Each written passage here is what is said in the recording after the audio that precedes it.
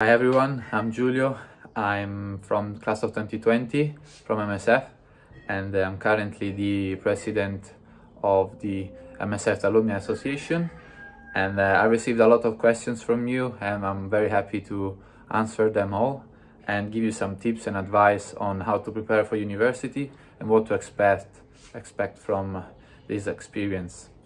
So I'm currently studying electrical and electronic engineering at the University of Southampton, and a lot of you have asked me why I decided to study in the UK. That's mainly because the standard level of universities in the UK is very high compared to especially my home country, which is Italy, as well as compared to a lot of other countries. And I then chose to study at the University of Southampton because it's very high ranked for the type of course that I'm studying right now. In England as well, I could practice and make my English proficiency even better, and it was just very interesting and inspirational for me to come to England and study here. Why did I choose electrical and electronic engineering? So basically, I really like sciences, and I didn't want to study a specific subject on its own. So I was very tempted to study engineering, but I was very undecided on which one to go for. There is quite a set of different types of engineering, and I was very undecided between two, let's say, chemical engineering and electrical and electronic engineering. I then chose to go the last one, electrical and electronic engineering, because in terms of future perspective, I saw more potential and saw it more interesting with respect to my preferences, and so that's why I'm currently studying Triple E at the University of Southampton. I didn't really prepare a lot for that. It was just I went for it because it sounded interesting, and it has been very tough. It's a very hard course, but I think it's very broad, and it's very easy to specify on some branch and make it yours, and something that you really enjoy. Another big question was, how did IB help me at university? I can say IB was very important for me and has helped me a lot. I can relate that because I come from an Italian educational system which is very different from the IB, and I can say the IB gives you a better, it just prepares you much better to start off with university, and it gives you a great base. It teaches you how to integrate into a international community, which you can find very often in universities, especially here in the UK, and that just makes it even better. You can enjoy it much more, and the IB also gives you a lot of these skills that you really need at university, such as organizational skills and time management, independence, and a lot of other stuff that really have to open your mind. That's one thing that I'm very grateful for.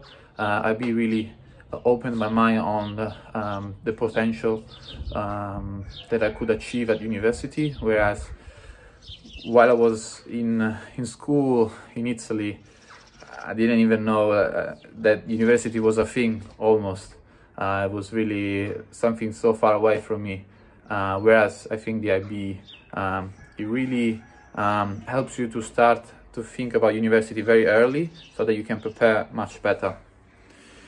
A big point on university experience is where students live. I'm currently living in a student accommodation at the university, where I'm living in a flat. I'm in my room, and there are different people live in different rooms, and we have a kitchen that we're sharing. That's very common for first year students, and it helps you to get in touch with new people, as you may move to a new country or a new city, and you may not know a lot of people, and usually the flatmates are the ones that you get to know first, and it's very easy and manageable to live in a flat with other students, because they are in the same situation, and you just take care of your things, you do your duties, you try to keep everything clean and ordered, and yeah, that's basically where I'm living. There are a lot of other students, especially from the second and the third year. They are like renting houses quite close or far from the university, just depending on their preferences. But I know that living on alone, far from the family, it can be hard for a lot of people. It can really be hard, and it's a tough challenge, especially for the ones that have never done it before. I've been living on my own since I was 16. That year I moved to Germany, and I was living in Frankfurt and attending MSF. I was there on my own. My father just was used to come sometime every couple of months, but yeah, it's something I used to, and kind of made my way when I was even younger, and it's something that really challenges you, especially if you're very close to your family and your friends and you don't want to to leave them, but it's something I guess you manage on your own. I think the best way to tackle it is just to stay as close as possible to your friends at uni, because as you enjoy time with them, you probably will forget about all of the difficulties that you have in being far away from home. Basically, that's a big advice I can give you, and I'm quite sure it will work for everyone. The main topic would also be what the big differences between MSF and Uni. What I can say is that the pace at which professors are teaching is much higher. It's much higher. There's a lot of work to do, but it really depends on your course, I would say. My course is really based on practical activities, as well as we have a lot of lectures over the week, so we have a lot of topics to cover, and you just basically fill the gaps on your own when you don't feel sure about a topic that you've been told in class. And maybe with respect to other let's say subjects that are less scientific, I know a lot of people have, let's say, a smaller number of lectures, so they have more free time, but basically they have to spend that free time reading, so doing a lot of things on their own, and they have to manage their time on their own. They have assignments to hand in, so you always have something to do. Basically, it's just a big workload. So I think the only thing I can suggest you is pick a course that you like, because you're gonna spend a lot of time on it, every minute, I would say. So as long as you keep studying something that you like, it will be just lighter, much lighter, instead of going through the pain of learning something that you don't understand and you don't like, and that you wish you would just move on the side and do something else. That keeps you motivating yourself on learning something new, be curious, and that's very important, I would say. There's not only studying though at university, there's a lot besides academic commitments. So what's the life outside of just reading a book or standing in front of your computer? It really depends on where you are. For example, I'm in Southampton. It's a very small city, and there are a lot of students over there, so it's very easy to link up with them. And there are a lot of societies from the Students' Union that organize events every week, and you really have the chance to meet new people, learn new things about new cultures and new hobbies. You really can enjoy all your free time with other people or just on your own. It really depends on how much you want to engage with others. I would just say, just go for it, find something that you like, just try out everything, see what interests you, and try to make as many connections as possible, because all other students at university are in the same situation. They're from the family, they're studying, they're willing to build their future, and they're going through the same difficulties as you. So don't be afraid, don't be shy to get to know new people, as they are very precious when you feel alone and you just want to, you enjoy the time with someone else, instead of sitting in your room and doing probably nothing, if that's what you like. If, for example, on the other hand, you are in a big city, it's probably I don't know if it's much easier, but you probably have more things to do. You can really go out with your friends and do very different stuff. Every day you can do something new. I'm sure you can always find a way to enjoy your time when you're not studying. So don't be afraid of that. And then it's really up to you how you manage your time, enjoying the university experience and the time you are on academic commitments.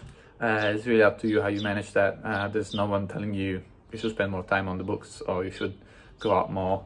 It's really depending on how you feel comfortable with the work you're doing. If it requires you more time or less time, just do what is suited for you. You can get a lot of tips, but it's important that you understand what's useful for you and what works out for you. That's something that you have to understand yourself. A lot of you ask me what kind of routine we have at university. Again, as I said, depending on the course, it really changes. I can give my example. So I basically have lectures at 9 AM every day for this semester. Last semester I've had some mornings free, but I usually try to wake up early, or at least like a normal time. Really don't. A tip that I can give you is do not wake up late when you're in university. Don't wake up at 10, 11, because that's a lot of time that you waste on being efficient and just doing work, even in advance, and that saves you a lot of time, and you're going to be even more successful on your academic commitments if you are that diligent. So I basically wake up, I have to be at 9 in class, and then I spend the whole day till 6. A lot of the days, most of my days start at 9 and finish at 6 PM. So I'm either in class or I'm in the library studying. Even at lunch I will probably have something, just go grab something to eat on campus and then sit again and study. Yeah, it's a really tough routine. I will probably take I don't know, a couple of afternoons off where I go to the gym or I do some activities. That's probably what is included besides academic studying. And past 6, again, it really depends on the day. If I have even more work to do, I'll probably sit again in the library till dinner, and then I have some, let's say, cut off, where after that time I don't study anymore, because I would just stress too much my brain, and I wouldn't be even efficient anymore, because I would just waste too much time because I'm way too tired. So after the time, just go home, have dinner, and then after dinner probably relax, because again, I think it's a waste of time if you're studying when you're too tired. So I would preferably wake up early in the morning where you're more, let's say, active and more efficient in terms of brain activity, so you don't waste too much time on doing work. That's basically my routine. And then over the weekend we don't have lectures. It really depends on the week. Sometimes I travel, I enjoy my time, or I just take advantage of that to relax, to go out with friends, or at the same time, if there is work to do, there's always work to do. So you want to finish it as soon as possible, and in the weekend, yeah, there's still time to study. That's basically my whole routine. There's not a lot more. A lot of you also asked me how do you apply to uni. It happened quite long ago, so I'm not really sure about the details. I can say I've applied to a lot of universities and in different countries because I was very undecided. I just wanted to see what options I had at the time. I applied in Italy, the UK, in the US, in Spain, in Germany. All of these countries I had an option where to go and study. I think I've been accepted for most of them. Besides the US, it was a bit harder. And then I decided to just go for the UK, which seemed the most reasonable choice. Actually, the first year I chose to move to Italy because of a lot of reasons due to COVID things. So last year I was actually studying mechanical engineering at the Polytechnic of Turin. But then I realized that wasn't the thing I wanted to do. I wanted to study abroad, to have an experience in a different country. So this summer, I started back again at applying. I mean, this summer I moved to a new University of Southampton. So I'm back at my first year of electrical and training engineering. But at the time, when I chose to move to Italy, I had 5 different options in terms of countries. Then I had even a larger set of universities where to choose from. I can say, especially for the American universities, I had to present a statement on why I wanted to join that university and that course. I think the UCAS allows you to do only one statement for all the 5 options, so it's a bit harder. I just would say on the personal statement, you have to kind of show your interest and how you enjoy studying a particular subject or going to that university specifically. If they allows you, for example, for the US application, you will try to show them how you are curious. I mean, you're looking forward to go to that university for these reasons. You're so happy to go there and can't wait to start studying that kind of subject, and why you're interested in that kind of subject, in that kind of course, and you kind of try to stand out on other people. That's the kind of message you want to convey through a personal statement. On the UCAS, it's a bit harder because you have 1 for 5. You cannot be that specific. So I would say on the UCAS personal statement, you can definitely show how much work you have done over your high school time. You can say all of the activities you have carried out, and what are your interests, and how you're so happy to go and study in the UK. Why is that so important for you? And what are your future perspectives? What you expect from university, and just being convincing on why you want to go there in the UK. And you can also mention why you're picking a specific subject if you're not taking different courses among the 5 choices. If the course is basically the same on the 5 choices, you can also be a bit more specific on why you're picking that kind of course, and that really helps you in being successful in this kind of applications. And that was probably it. All of you just asked me to give you some general tips on how to prepare for university, and yeah, again, what to expect. What I would say is make a detailed research on university. I think you have to set up some parameters that allow you to rank the choices that you have. These parameters can be really anything. They can be the course, they can be the country where you're studying, the ranking of the university you're choosing, the city, the size of the city, the position of the city, how it's linked to other cities, the campus itself, the community, the language that they speak at the university. This is a large set of parameters, and you gotta take care of the ones that are really important for you, and just choose universities based on those parameters. I can give an example. My university, University of Southampton, has a big campus, and for me campus is very important because I just feel happier when I walk through the campus and I see nice, good-looking buildings, modern buildings, maybe some older buildings that they look at least interesting. I don't like to enter a building that is boring, or at least I cannot see where it starts, where it ends. It's just boring and say, oh, I'm going to study, and that kind of kills my mood. Whereas every time I get on campus at the University of Southampton, where there's a lot of green at the same time, there are a lot of people coming and going, moving to different buildings. There is a library, there is a big modern building where I'm taking laps. It just makes me happy and motivates me into starting my day studying. This is an example. Of course, it applies to me, it may not apply to you. But what I'm saying is,